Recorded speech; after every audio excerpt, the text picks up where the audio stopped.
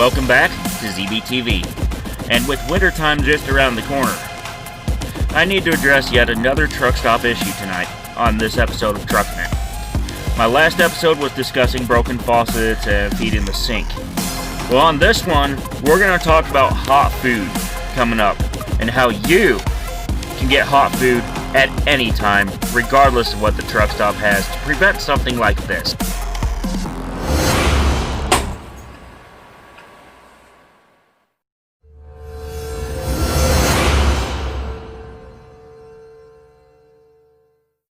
So tonight I come at you from my Freightliner as I'm at work and just waiting on a load. And I know what time it goes out. Everything's good here. Well, at least except in reference to my fuel card, which I had to deal with last night due to a big nationwide outage of one of the major payment vendors. But anyways, so hot food. I've noticed a lot of truck stops just take the hot food off and leave their grills dirty in the middle of the night, while others are loaded with high carb options that can make you very sick if you eat them often. And by sick, I mean high blood pressure, sleep apnea, diabetes, heart disease. Yeah, you really don't want to end up like me. So, take steps to get healthy now, please. And between the dirty, nasty grills, the slime in the ice machine, and the broken faucets, I'm getting sick and tired of these dirty truck stops. And that needs to change. Hot, healthy options like soups,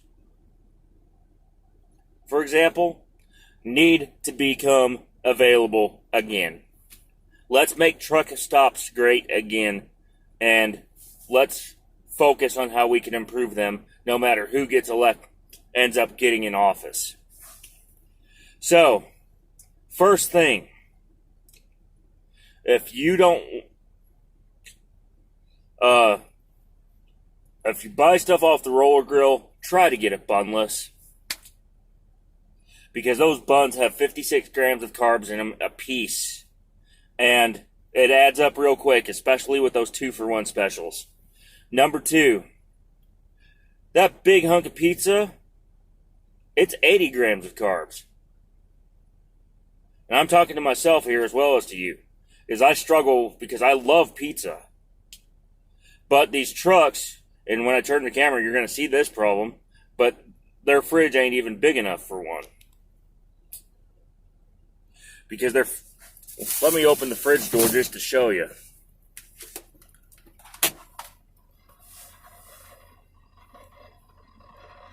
How am I supposed to get full-sized, freezer-ready food into that little tiny freezer? I'm not. That's the final answer. So, bringing food from home is ideally the best option. I personally bring a cooler on board the truck for my cold stuff. And then I bring this little guy to heat it up. Let me show you that little sponsor there. Well, it's not a sponsor yet, but I'm sure it will be once this video's out. This is the Hot Logic Mini. I've talked about it before on my channel. It's just one amazing product that if you're a trucker, and especially if you're out for a week or two at a time, you absolutely need to get one of these. And that way you can heat up your stuff from home anywhere. You can heat up groceries from the grocery store, or TV dinners you bought at like a dollar store or grocery store, anywhere. You can buy cans of soup in the truck stop, like chili, chicken noodle soup, vegetable soup, and heat those up in Hot Logic because it works with practically any container.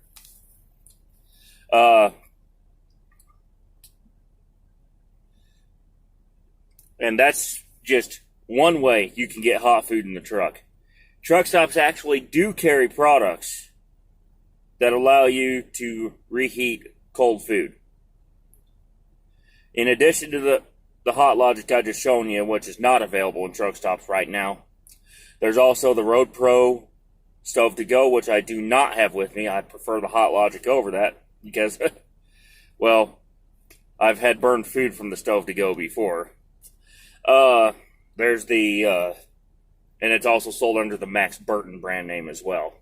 Oh, if you're looking for that Stove to Go in TA or Petro. There is an oven to go, which works similar to a Hot Logic, but is made for things like, I mentioned pizza earlier. It's made for reheating stuff like that.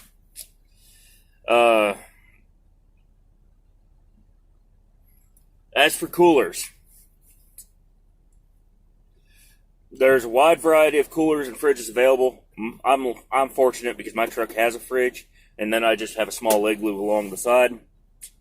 I also have a much larger Arctic cooler at home that works very well if I need to bring extra food on board.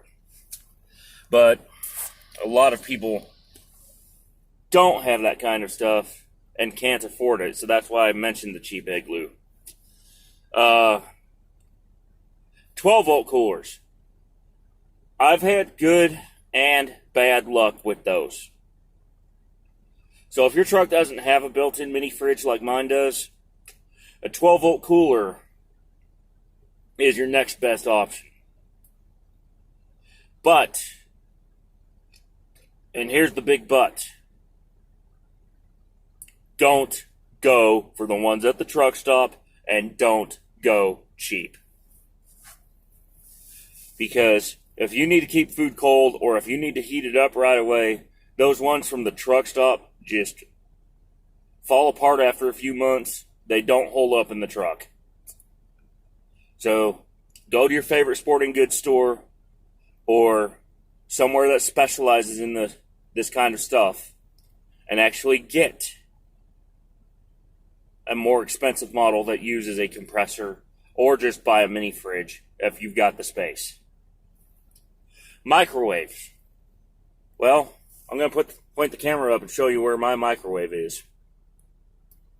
That's right, I don't have one because it takes up a lot of room, especially in a team truck, and I choose to leave that at home. Again, the Hot Logic is an excellent option to replace that, and so are any of the other 12-volt appliances I mentioned. And that heat food, of course. The oven, the stove to go. Some people do an instant pot, depending on how much power their inverter has. That's the kind of stuff that you really do need to carry in the truck. To avoid the hot food and dirty truck stops crisis. And one last thing. All these truck stops have signs on the door now that say, "Wear a mask, wear a mask." I'm tired of the BS. One thing I've seen with these truck stops is they do not spend the money on air circulation. I don't see a single ceiling fan inside these truck stops. And that would solve a lot of the problems of BS-19.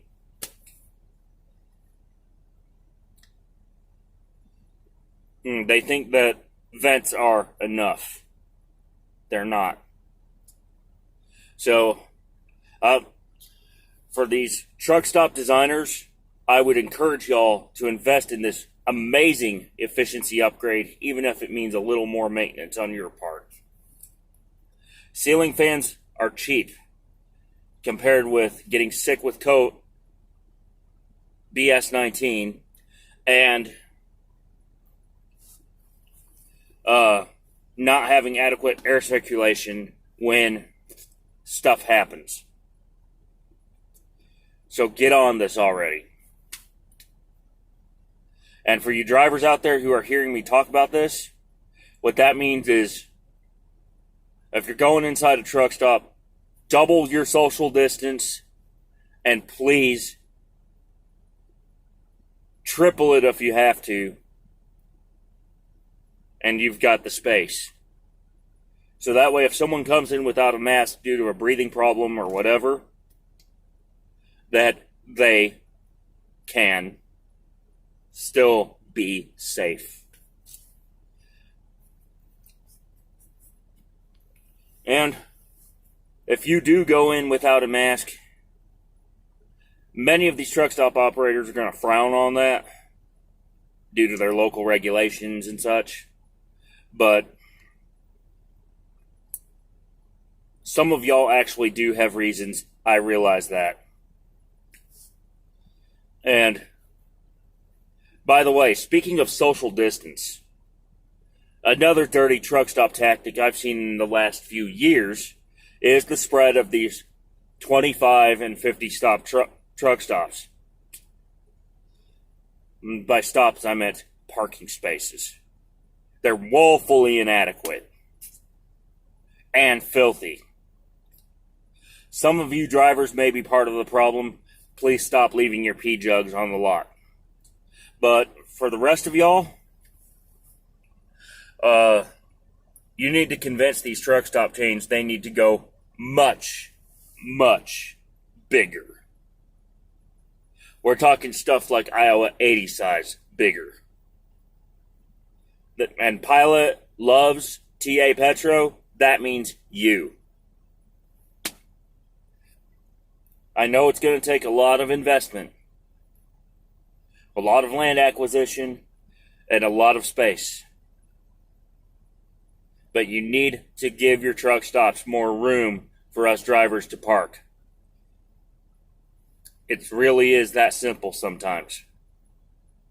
And clean your lots up while you're at it, because I'm tired of all the potholes and the stuff that shakes my truck apart.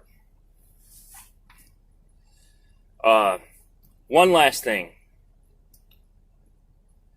In reference to the nationwide fuel card outage, that I don't know if it's still ongoing or not. I'll find out later tonight.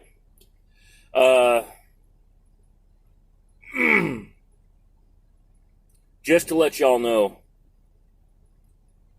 the method for handling that is unacceptable at these truck stops.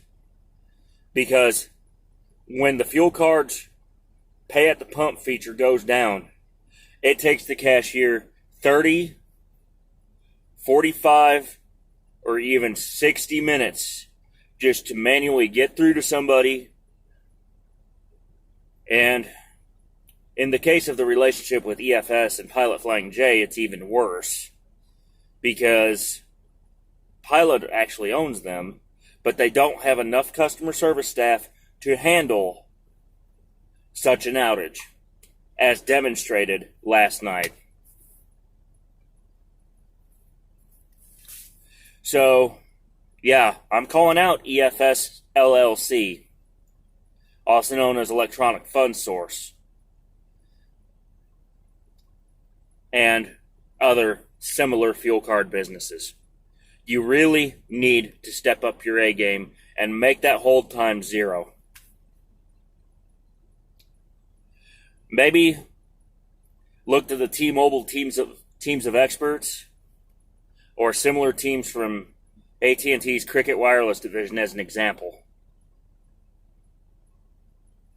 as they've both been really good in regards to their customer service. I can't say that about a lot of companies. So, truck stop owners, it's time for y'all to stop being dirty. Clean up your act. Help us fight this stuff that's going on and get through a successful year. Because us drivers have had it. We've had it enough. Now, if you want more content like this, please hit that subscribe button down below. Hit the thumbs up. Leave me a comment. And every now and then, by the way, my wine line's now with Google Voice instead of Google Fi, because I got tired of paying for them, especially when Cricket gives me a bunch of cool stuff. So, off with their plan. So, the wine line is still 325-400-1175. And you can leave comments on there. I will get those comments now on any of my phones. And y'all have yourself a blessed day. Let's make your best trip your next trip. Keep them truck stops clean, y'all. Bye for now.